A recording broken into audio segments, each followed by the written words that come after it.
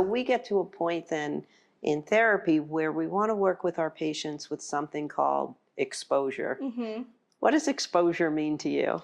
It's interesting. We learned, the first time I kind of learned about exposure therapy was we did a group on Fridays in residential called Exposure to Exposure. And so we obviously, it was a good name. Good. Exactly. We weren't necessarily in exposure treatment, but they were exposing us to the idea of exposure therapy because it was something that was really important and very relevant in the mental health world. And so we would rotate what we would do on those Fridays, but we would either learn about the exposure hierarchy and how it works when we expose ourselves to fear and in vivo and experiential and all those different types of exposure.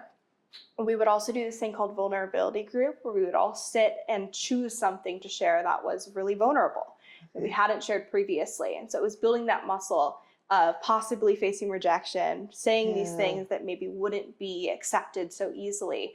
And then when you went later in the week to therapy or had a tough conversation with your parents, you're like, I've done this before. I've been vulnerable. And I kind of rode that wave of fear and it turned out okay. So I kind of think about when I was in treatment and it was very much doing exposures that were essential to being able to function. So it was things like making sure that I could stop doing things that were very repetitive and those repetition behaviors, or maybe it was things related to cleanliness or things I had anxiety about. So like rubbing my hands in dirt and then sitting there for the session and tolerating that distress.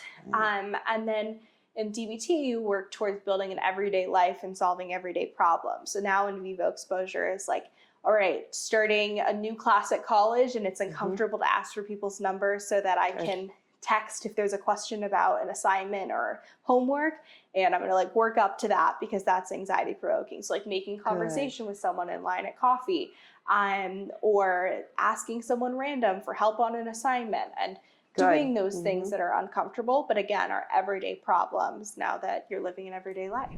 This has been an incredible privilege.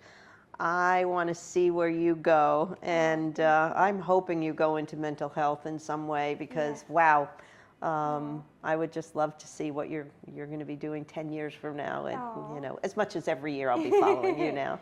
Thank you so much. I'm so glad we got to do this, and it was just such an honor to talk about all these things and being able to share my story. Thank you.